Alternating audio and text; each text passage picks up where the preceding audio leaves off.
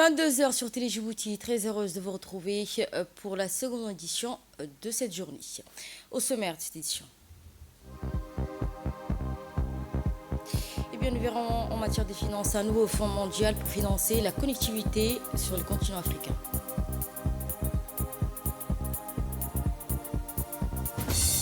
Autre titre national, la prestation des membres de la CENI au Palais du Peuple ce matin.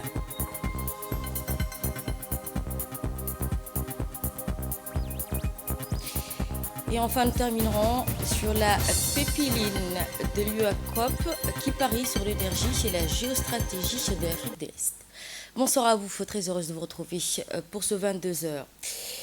Manifestation féminine à Mogadiscio contre la reconnaissance israélienne de la Somaliland. La capitale somalienne, Mogadiscio, a été le théâtre hier matin, donc, d'une mobilisation importante de femmes somaliennes dénonçant ainsi la reconnaissance par Israël du Somaliland. Les atteintes portées, selon elle, à l'unité et à la souveraineté de la Somalie. Selon notre correspondant, la manifestation s'est déroulée sur la place du monument Soldats Inconnus au cœur de la capitale, qui a rassemblé un grand nombre de dirigeantes féminines. Cette mobilisation, qui se distingue des précédentes par son regroupement exclusivement féminin, affirmant ainsi leur position ferme contre les actions israéliennes dans la reconnaissance de la Somaliland. Au cours de l'événement, les jeunes femmes guidées par la présidente de l'Union des femmes de la région de Benadir, Madame Jawahir Barqab, ont pris donc la parole, condamnant ainsi toute tentative de division du pays, exprimant leur position totalement opposée à cette reconnaissance. Cette manifestation, qui fait suite à la décision israélienne jugée agressive de reconnaître la région de la Somaliland, une annonce qui a provoqué une série de mobilisations dans la capitale et dans plusieurs autres villes somaliennes en défense de l'unité nationale et de l'intégrité territoriale de la République fédérale de la Somalie. Ainsi, après la mobilisation des femmes à Mogadiscio contre la reconnaissance israélienne du Somaliland, les autorités poursuivent la défense de l'unité nationale sur le plan diplomatique. Le ministre des Affaires étrangères de la Somalie et du Koweït examine à Jeddah le rejet de la prétendue initiative israélienne concernant le Somaliland, réaffirmant leur soutien à l'unité et à la souveraineté de la Somalie. Le ministre des Affaires étrangères de la coopération internationale de la République fédérale de la Somalie, Abdisalam Abdi Ali, a rencontré son homologue de l'État frère du Koweït, Abdullah Ali Abdullah Al-Yahya, dans la ville de Jeddah, en marge de la réunion extraordinaire du Conseil des ministres des Affaires étrangères de l'Organisation de la coopération islamique, l'OSI. Au cours de cette rencontre, les deux parties ont examiné les relations bilatérales entre les deux pays et les moyens de renforcer la coopération conjointe, ainsi que les questions régionales et internationales d'intérêt commun. Les discussions ont également porté sur la manière d'approfondir sur la démarche illégale annoncée par Israël, prétendant reconnaître ce qu'on appelle le Somaliland. Les deux ministres ont fermement rejeté toute mesure susceptible de porter atteinte à l'unité de la République fédérale de la Somalie, ainsi qu'à sa souveraineté et à son intégrité territoriale. Les deux parties ont également souligné l'importance du respect des droits internationaux, des principes de l'égalité internationale, garantissant ainsi l'unité et l'indépendance des États, affirmant que de telles initiatives constitue une violation manifeste de ces principes. De son côté, le ministre des Affaires étrangères du Koweït a réitéré son soutien total de son pays à l'unité et à la souveraineté nationale de la Somalie, réaffirmant l'engagement du Koweït à soutenir le gouvernement somalien dans les efforts visant à préserver la sécurité et la stabilité ainsi que la cohésion du pays. Les attaques des colons israéliens en Cisjordanie occupée contraint également les familles bédouines palestiniennes à l'exode forcé. Primature, cette fois-ci, le Premier ministre, son Excellence Abdelkader Kamel Mohamed, a reçu aujourd'hui au salon d'honneur de la primature le représentant du Programme alimentaire mondial, PAM, à Djibouti, venu effectuer une visite adieu à l'occasion de la fin de son mandat. Cette audience qui a permis de faire le point sur la coopération entre Djibouti et le PAM et ainsi réaffirmant l'importance d'un partenariat étroit face aux défis humanitaires et alimentaires de la région. Le Premier ministre a rappelé qu'en marge du Forum mondial de l'alimentation d'octobre dernier, il avait plaidé pour le maintien du centre régional du PAM à Djibouti, un humanitaire et logistique stratégique au service de la Corne de l'Afrique, notamment dans le contexte d'afflux migratoires importants. Le représentant a également exprimé sa profonde reconnaissance pour le soutien constant du Premier ministre auprès du siège du PAM à Rome, ainsi que le renforcement des capacités opérationnelles régionales à Djibouti. Il a également salué les autorités djiboutiennes à soutenir une action humanitaire efficace, coordonnée et durable.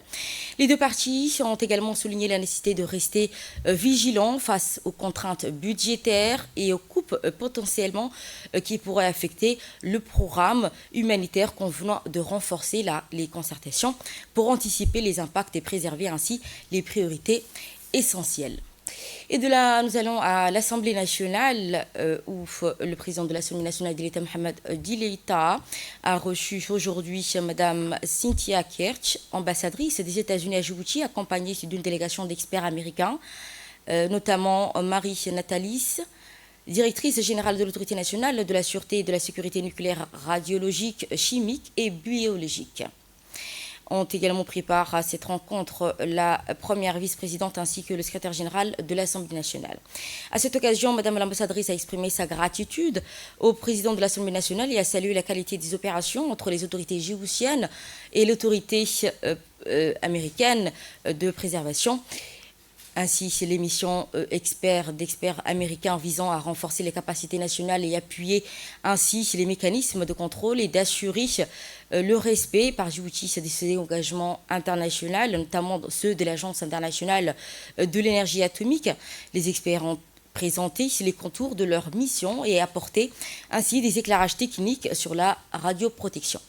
Le contrôle de manière sur le nucléaire ainsi que les dispositifs de prévention de gestion des risques liés au rayonnement, isolant ainsi de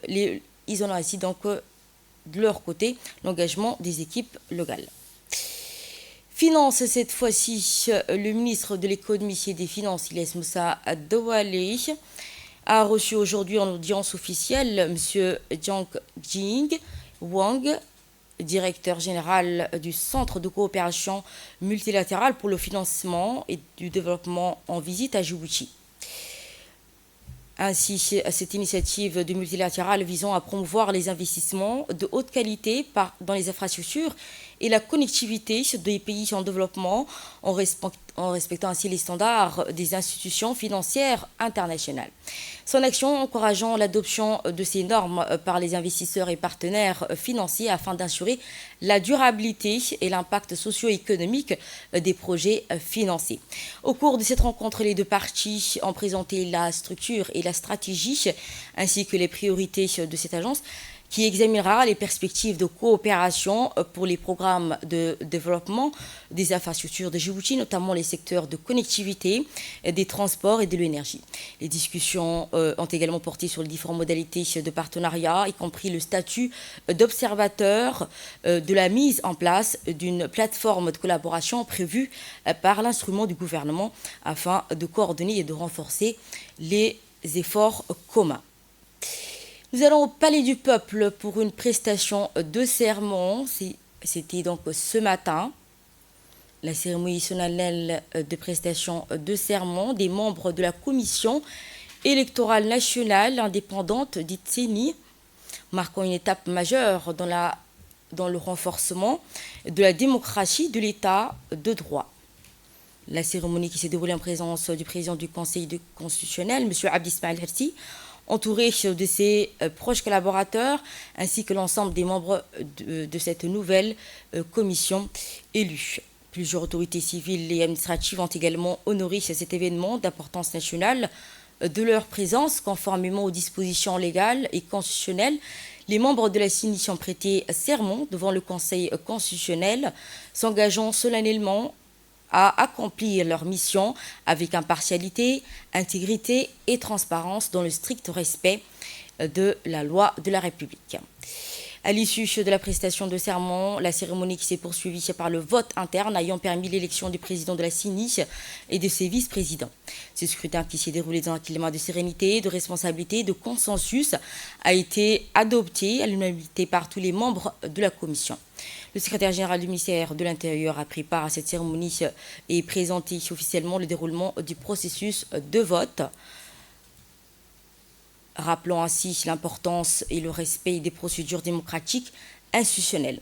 Cérémonie qui marque le lancement officiel des activités de la nouvelle équipe dirigeante de la CENI, appelée à jouer un rôle central dans l'organisation et la supervision de la garantie de la crédibilité des prochains scrutins.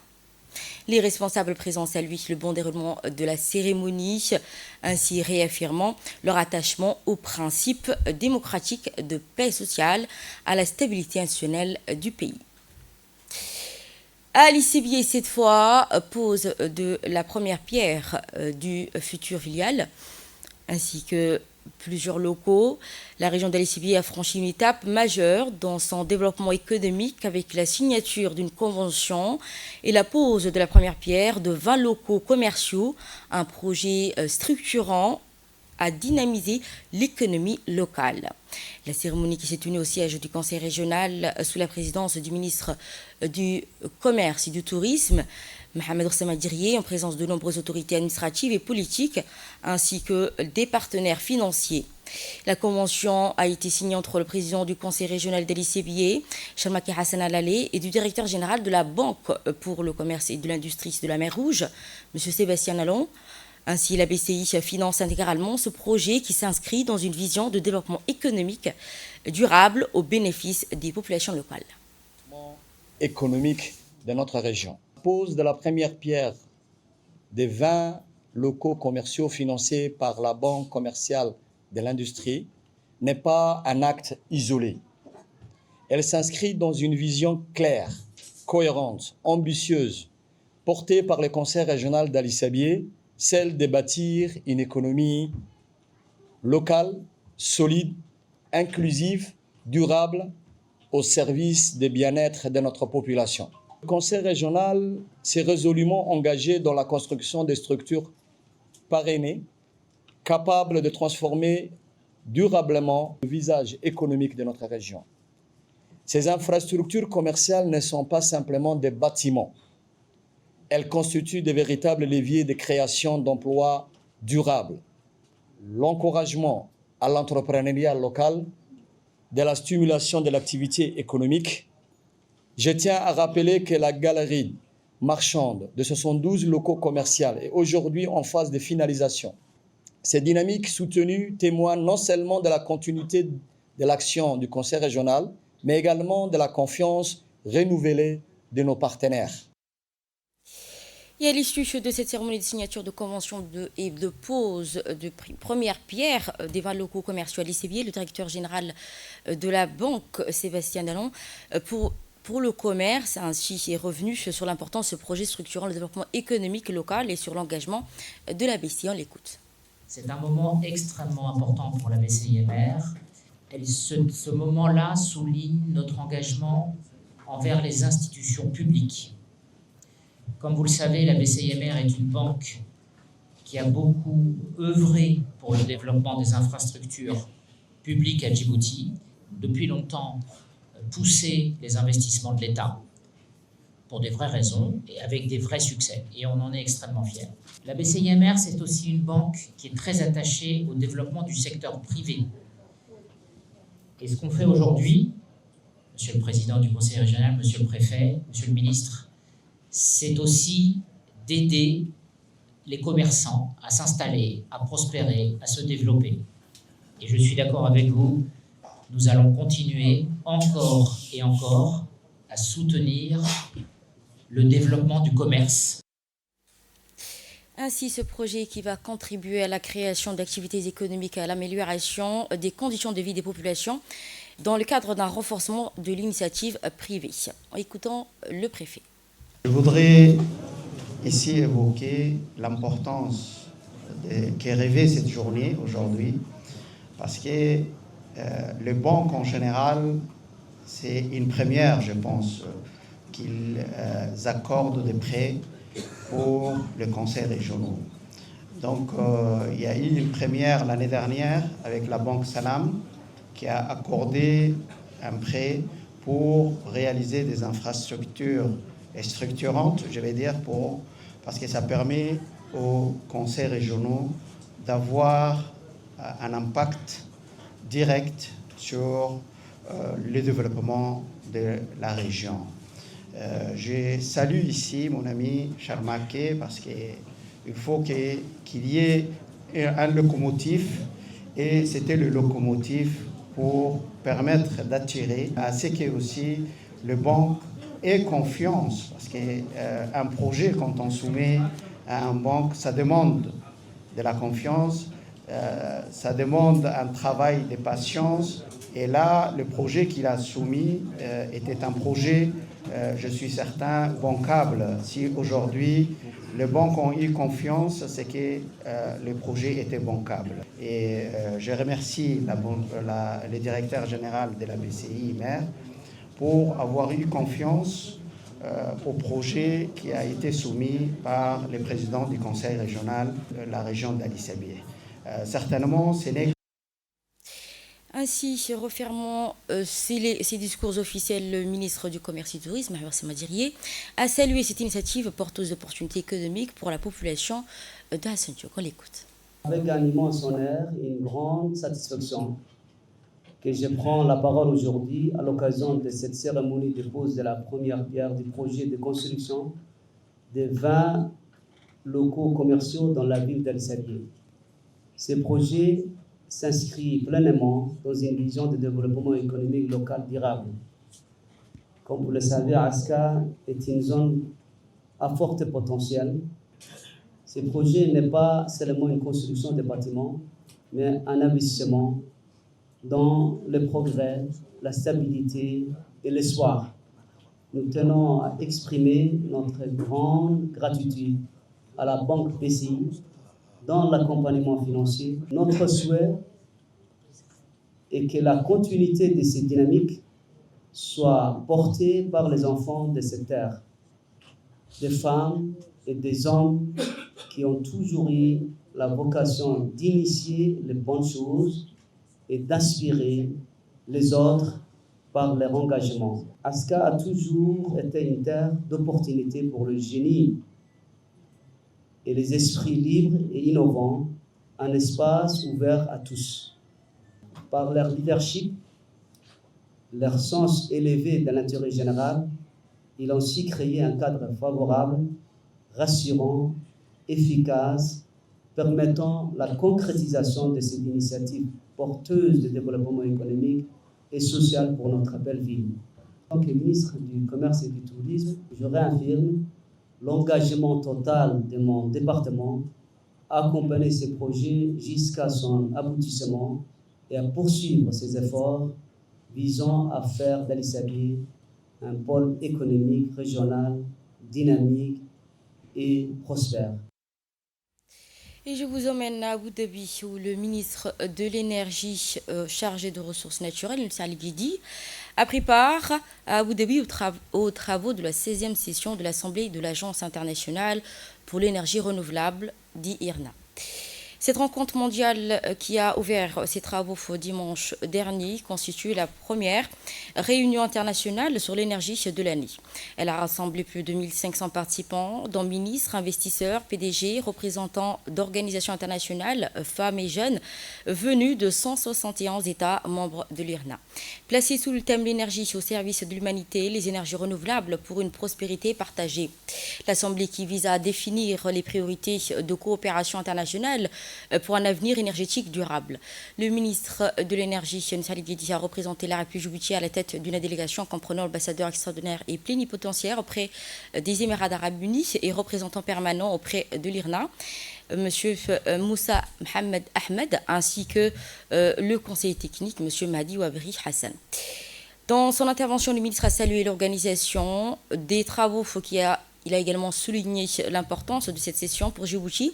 Il a rappelé dans son discours les efforts du pays pour le développement des énergies renouvelables et assurer une transition énergétique juste et durable. L'énergie est le moteur de toute activité et le fondement de notre civilisation moderne et le développement socio-économique.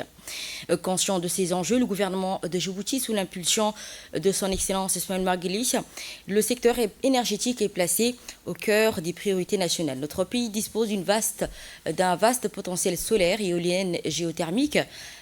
Nous avons également lancé plusieurs projets. Nous rendrons l'énergie accessible, fiable, durable, abordable pour tous. Social à présent, avec la cérémonie des distributions officielles des stands de vente de fruits et de légumes. Dans la continuité des cérémonies officielles de lancement du programme d'accompagnement pour l'insertion socio-économique des jeunes, organisé récemment à Demerjouk, une nouvelle action concrète a été mise en œuvre au Centre de développement communautaire de Chermoussa. Cette initiative qui marque par la remise de stands de vente de fruits et de légumes au profit de jeunes femmes issues du quartier de Chermoussa et de Ouahdedaba. Ainsi, l'objectif étant clair, promouvoir l'entrepreneuriat féminin, renforcer l'optimisation économique des jeunes filles favorables ainsi à leur insertion durable dans le tissu socio-économique local. Cette cérémonie qui se déroule en présence des élus du quartier de Chermoussa et du personnel du CDC, le chef de service des centres de développement communautaire de la capitale, ainsi que les collaborateurs dans Qatar Charity et partenaires clés du programme. Le stand remis aux bénéficiaires a été entièrement équipé afin de garantir de bonnes conditions de travail à ces dernières.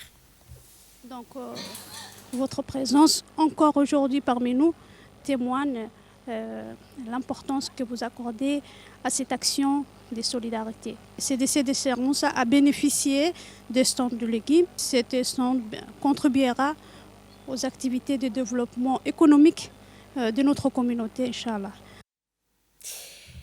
Éducation avec l'association Adamat, l'association donc djiboutienne pour le développement des activités mathématiques. Adamat et le laboratoire d'analyse de modélisation et d'optimisation de l'Université de Djibouti a organisé aujourd'hui la phase de sélection des Olympiades nationales des mathématiques 2026. Cette phase de sélection s'est déroulée simultanément sur 4 sites, dont la capitale ainsi que dans l'ensemble des 5 régions de l'intérieur. Elle a mobilisé près de 5000 élèves répartis sur 5 niveaux d'enseignement, de la 5e année à la terminale scientifique, ainsi qu'environ 600 étudiants de l'Université de Djibouti issus des cycles de licence et de master. Une forte participation témoignant l'ancrage des Olympiades nationales des mathématiques dans une dynamique éducative continue allant du primaire à l'enseignement supérieur. Pour chaque niveau, les candidats ont été donc confrontés à des épreuves exigeantes, spécialement conçues pour évaluer leur logique mathématique et leur aptitude à résoudre des problèmes complexes. L'ensemble des participants concouraient pour une qualification de la phase finale prévue le 1er février 2026. À cette occasion, chaque région et chaque commune de la capitale seront représentées par 50 élèves, tandis que l'Université de Djibouti s'alignera sur 200 étudiants pour la finale nationale. Véritable levier de promotion d'excellence académique des Olympiades nationales et des mathématiques vise à renforcer l'intérêt des jeunes pour la mathématique, ainsi développer la rigueur scientifique et le raisonnement logique, tout en stimulant l'esprit de compétitivité intellectuelle entre les participants. À travers cette initiative d'envergure, le laboratoire Alamouf et l'Université de Djibouti, ainsi que la Damat, réaffirment leur engagement en faveur du rayonnement des mathématiques, du développement du capital humain au service de l'excellence éducative dans le progrès scientifique de la République de Djibouti.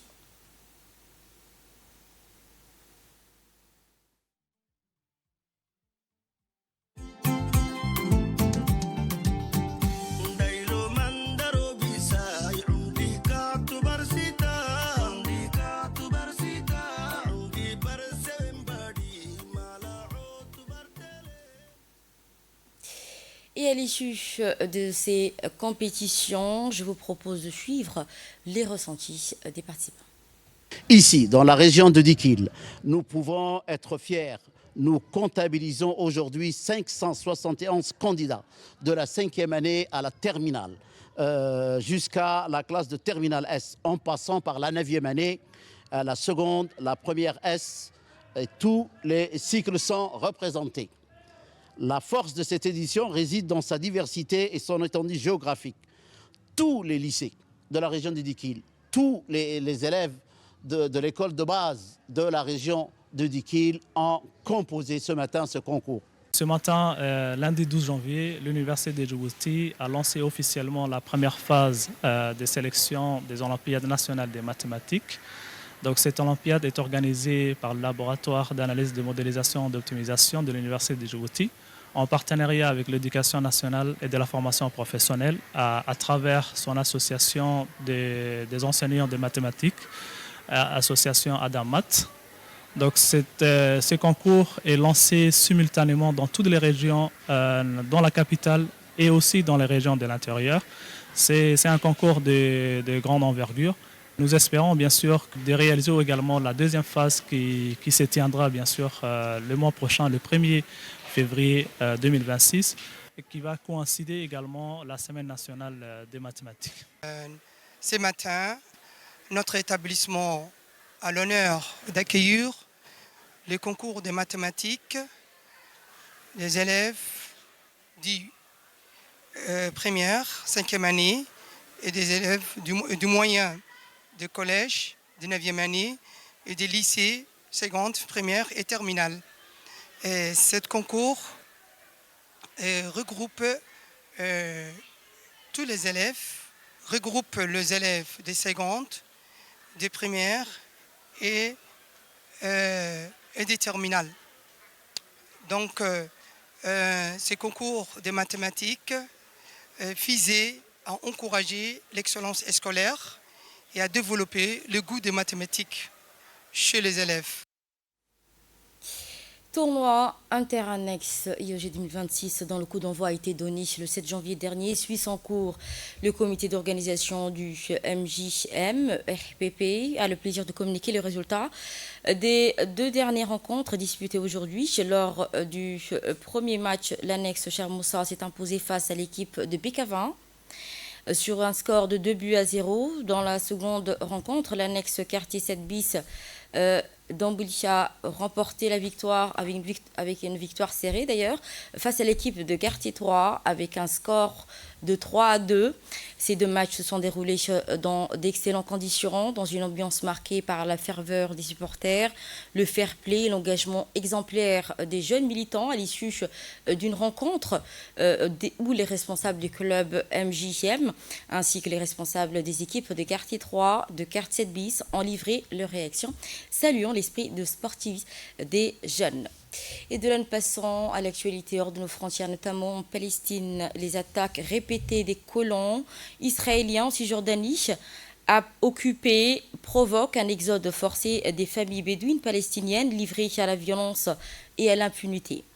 Dans la région de Ras al-Hadja, au nord de Chérijo, près de 50 familles ont été contraintes d'abandonner leurs habitations qu'elles occupaient depuis des décennies après une recrudescence d'attaques, de menaces et d'actes d'intimidation incluant des coupures d'électricité ou des agressions directes contre les maisons. Selon des témoignages, les forces israéliennes interviennent après des incidents sans assurer la protection des victimes, procédant parfois à des arrestations des Palestiniens, tandis que les colons responsables des violences ne font l'objet d'aucune poursuite, accentuant le sentiment d'injustice et d'abandon des Palestiniens. Et nous terminons avec cette information. L'Ouganda et la Tanzanie s'apprêtent à lancer le projet stratégique de East Africa Crude Oil Pipeline, une pipeline de 1443 km estimée à 5 milliards de dollars qui reliera des champs pétrolifères de l'ouest de l'Ouganda au port tanzanien de Tanga sur l'océan Indien. Doté d'un système de chauffage continu, ces infrastructures, la plus longue au monde de ce type, pourra transporter jusqu'à 230 000 barils de pétrole brut par jour, avec un début des exportations prévues en octobre 2026, présenté comme un levier majeur de croissance pour l'Ouganda et une opportunité stratégique pour la Tanzanie qui ambitionne de devenir un hub énergétique régional. Le projet qui suscite toutefois des préoccupations environnementales et sociales auxquelles les autorités des 2 pays affirment répondre par des mesures d'atténuation ou de compensation. Ce sera tout. Merci à vous de nous suivre sur Télé Djibouti. Je vous propose de suivre nos prochains programmes.